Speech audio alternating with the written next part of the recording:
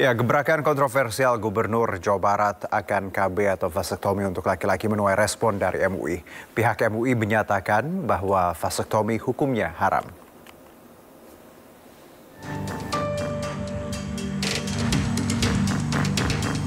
Gubernur Jawa Barat, Deddy Mulyadi menyampaikan rencana kebijakan baru bagi penerima bantuan sosial masyarakat prasejahtera di wilayahnya. Bagi laki-laki diharapkan menjalankan vasektomi atau KB pria yang menjadi syaratnya. Usulan ini disampaikan dengan tujuan masyarakat dapat mengatur waktu kelahiran sehingga menekan angka kemiskinan di Jawa Barat. Deddy juga menegaskan prioritas KB dilakukan untuk pria supaya suami ikut bertanggung jawab dan tidak hanya membebani sang istri.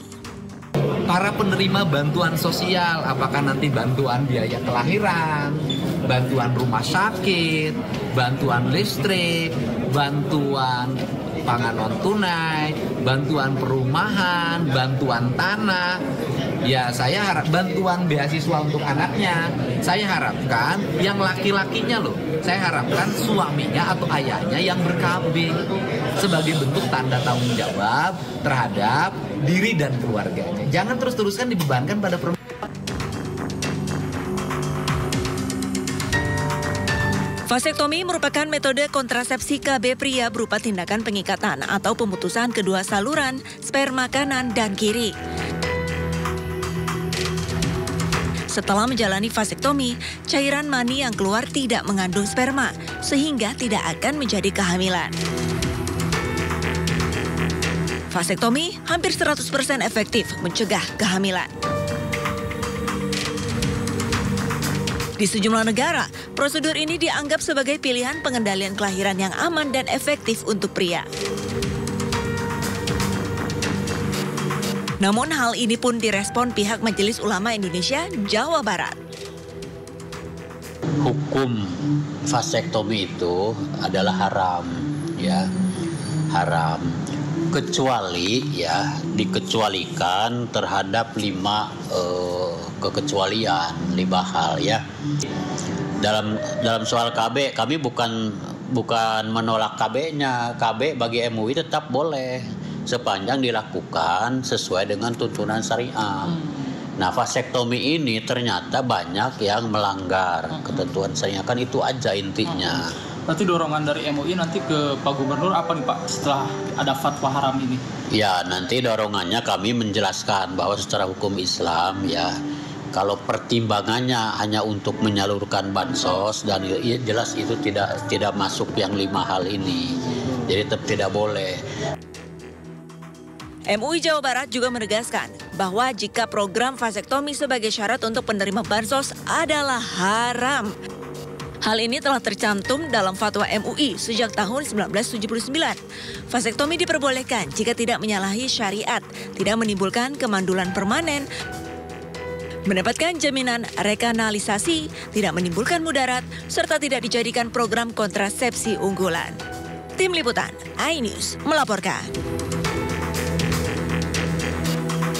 Kembali bersama kami, pemirsa, badai pemutusan hubungan kerja menghantui tenaga kerja di tanah air. Bahkan pada awal tahun ini tercatat lebih dari 18.000 tenaga kerja menjadi korban PHK. DPR bersama pemerintah tengah menyiapkan Satgas Mitigasi PHK melibatkan buruh dan sektor industri.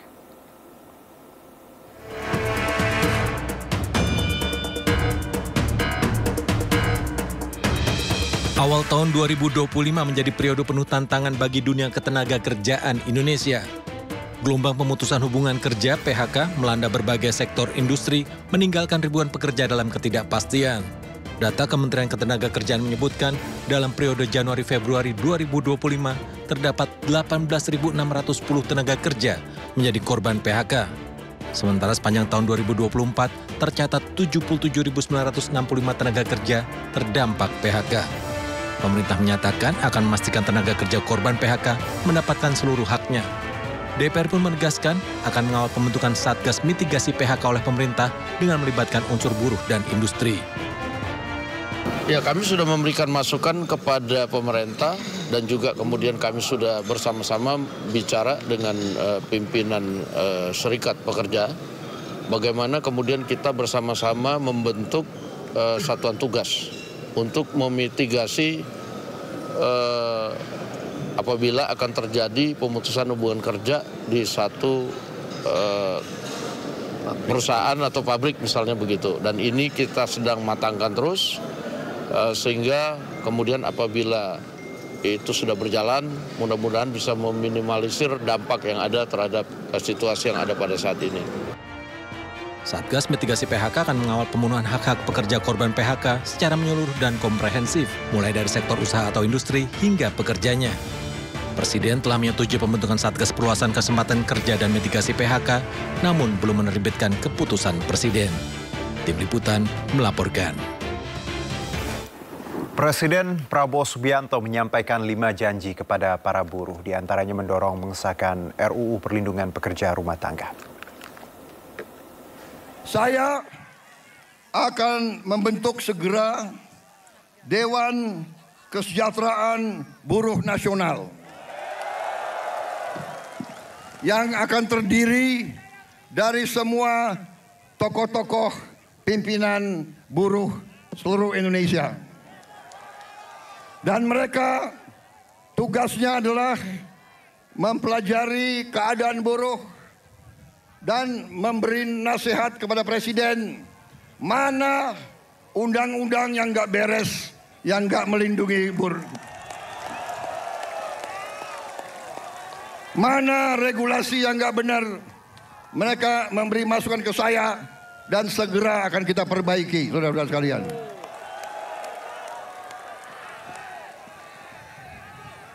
Saudara-saudara sekalian,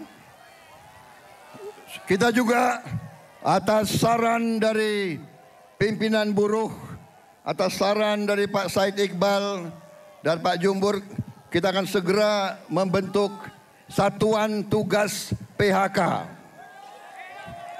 Kita tidak akan membiarkan rakyat kita tidak akan biarkan pekerja-pekerja di PHK-kan seenaknya.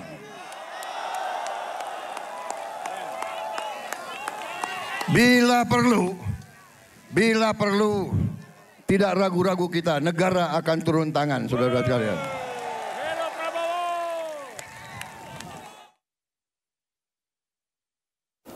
Pemirsa, Sekretaris Jenderal Partai Perindo Andi Yuslim Patawari menghadiri acara pengukuhan pengurus DPP Partai Hanura periode 2024-2029. Partai Perindo dan Partai Hanura memiliki rekam jejak yang baik sebagai sesama partai nasionalis. Bahkan hubungan kedua partai ini berjalan sangat harmonis.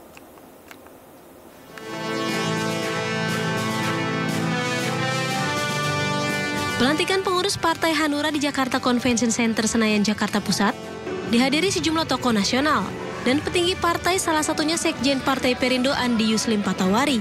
Partai Perindo dan Partai Hanura memiliki kesamaan sebagai partai nasionalis yang sama-sama bertujuan untuk membangun bangsa. Tentu kami dari Partai Perindo mengucapkan selamat kepada pengurus Hanura yang sudah dilantik.